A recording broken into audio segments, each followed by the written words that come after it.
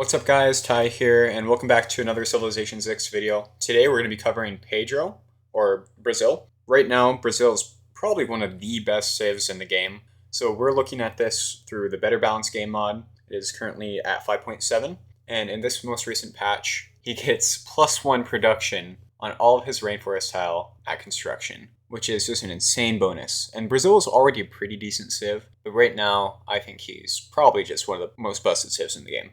So his first bonus here, getting 20% of the great person cost refunded. It's a great bonus. It helps you kind of get more great people, especially like great riders and stuff like that. You can get more and more great riders because you get 20% refunded. So it's like 20% extra great riders or whatever you're going for. So we talked about the +1 production at construction. Another thing with Brazil is that you get +1 adjacency on all of your campus, commercial hub, holy site, theater, square districts, and it's insane with the extra bonuses that he gets with the rainforest.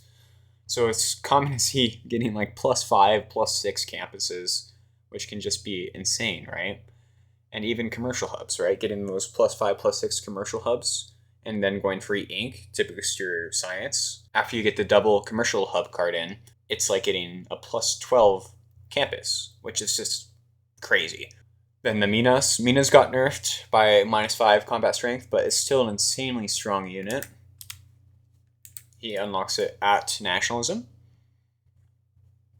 And he has the ability to get super high culture by building his unique entertainment complex and his theater squares, and just getting like +6 or higher theater squares. So getting to nationalism is super fast. You do need coal. So if you're playing in like a teamers game, your teammates can get coal for you, and you can just focus on going bottom tree or something else. Just a crazy unique unit.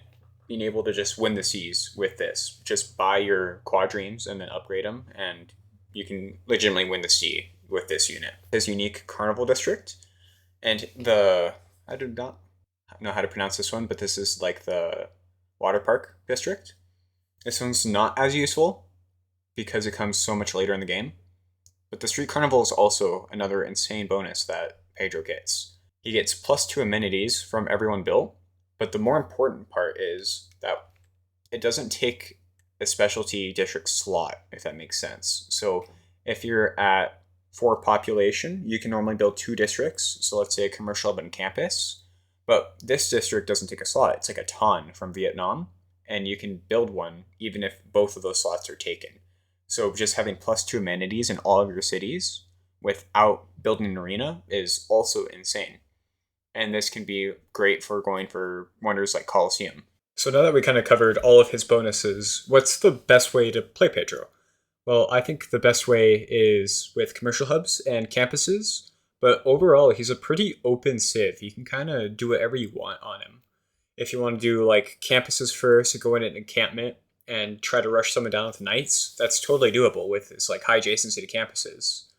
Before the buff, it was usually holy site into something like campus or theater square if you're free sim, and that's still viable because you can go holy site and then you can get the amazing Pantheon Sacred Path, and with Sacred Path you get +2 adjacency for every rainforest. So if you have a holy site district and it's surrounded by 12, or if it's surrounded by all 6 tiles with rainforest, it's a +12 holy site, which is just insane.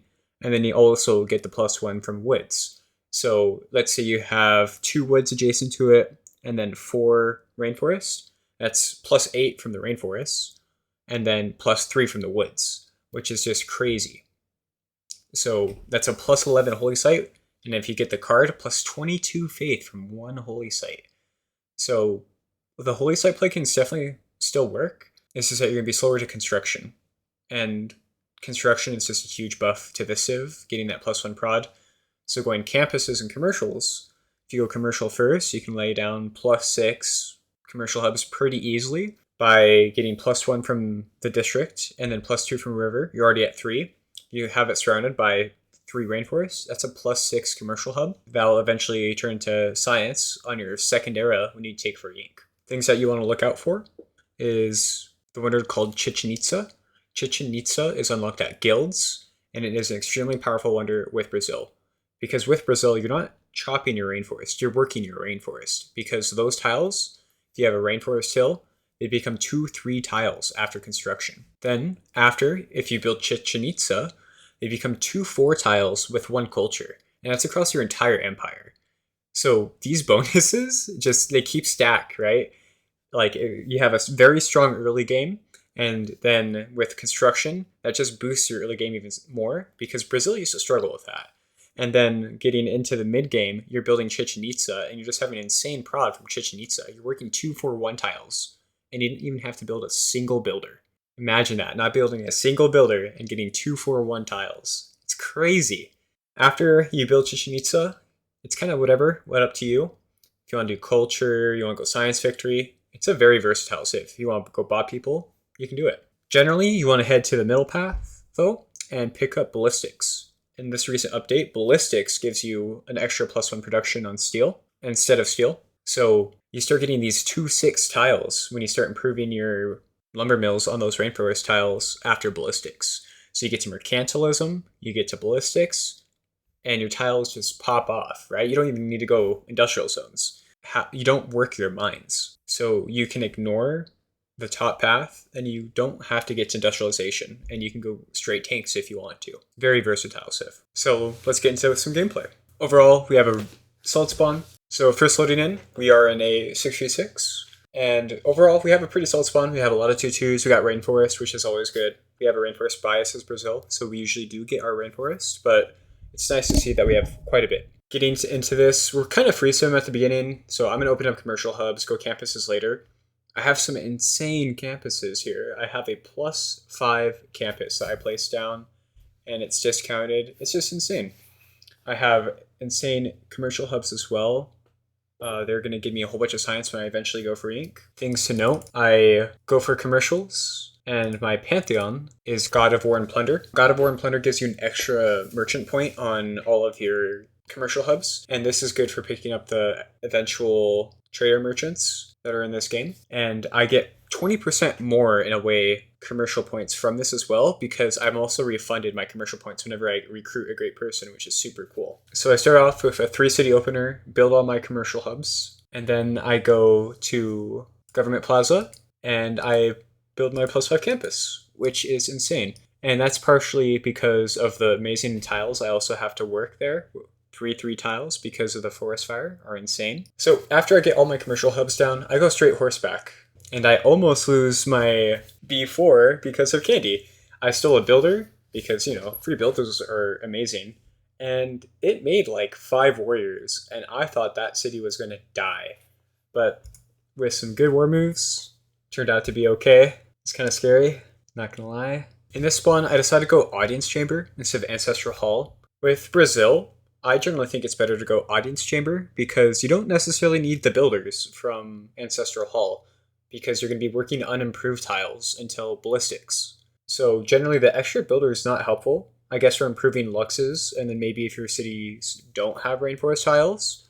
But overall, Ancestral Hall is not the best for the civ, and Audience Chamber is usually the way to go. After this, I'm going to build a few horses, and we're going to kill Candy. That way we can have a frontal city to Inca, which is kind of nice. And then we're going to go straight to construction, and we're actually going to hard tech construction because it's that important to get. And we're also going to be building Coliseum.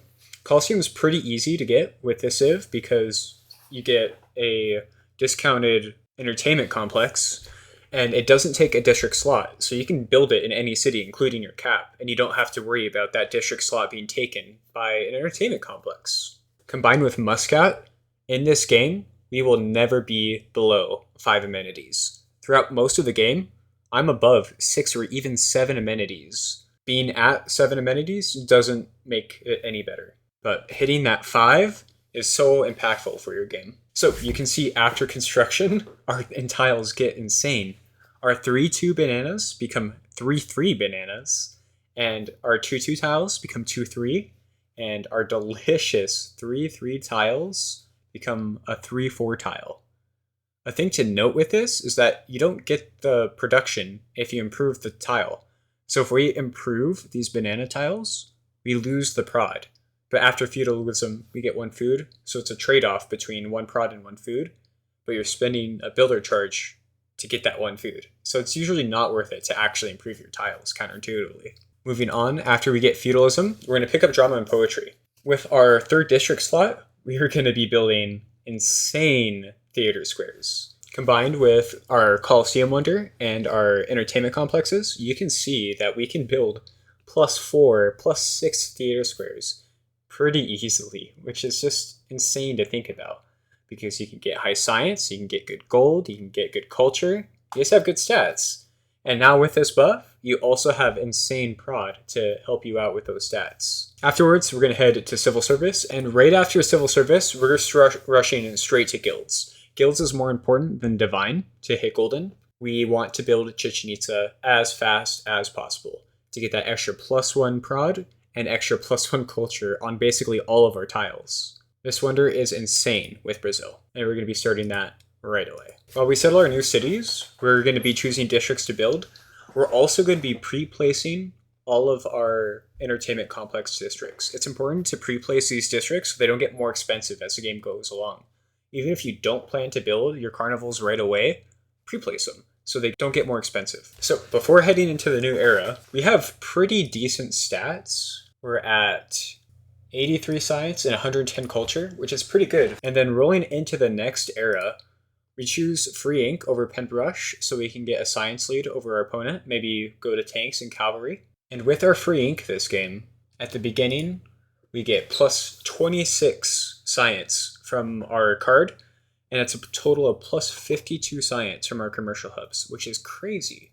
And that skyrockets us up to 146 science. And then we're only down to 93 culture because our culture from our theater squares is so high. We are plugging in the card for our theater squares as well, and we're getting 14 culture from our adjacencies in our theater squares. Moving on to turn 57, we complete our Chichen Itza. We're at 180 science, 100 culture, and the turn after, we jump up to 140 culture. Chichen Itza is giving us 40 culture, and since we were getting the 40 culture, that also means that we're getting 40 production from that. So we're getting an insane amount of production and culture from this one wonder. And our stats just keep skyrocketing. On turn 63, we're at 200 stats while building military units with a cav push. A few turns later, we're almost pushing 300 science. At the peak of our free ink, we are getting 90 science from our commercial hubs. You can see that free ink with the Civ, with the commercial hub bonus, is insane. Getting 90 science, and I don't have that many cities settled. So this game, I didn't realize that they boosted ballistics to have an effect on your lumber mills. So I wasn't improving my lumber mills until steel, because I thought the boost was at steel. Looking at my tiles, we're working 2-4, 2-3 tiles, depending if it's flat or hilled. And when I start improving my tiles, they become 2 food, 6 production, 1 culture tiles. And these tiles also give major adjacencies to all of your districts. Just an insane civ. And with a civ, you can go culture victory, build up your arenas and your zoos, get extra culture, get your great people points. And then if you want to go holy sites with it, you can go holy sites and get extra faith for rock bands. Just overall, really powerful civ, and it's really versatile, and you can really do whatever you want with it. That's it for this video, guys. Thank you for watching till the end. Make sure to subscribe and hit that like button. And if you guys want to see any other civilizations, let me know in the comments. And yeah, again, just super thankful for all the support I've been getting on the past few videos. And yeah, see you guys in the next one.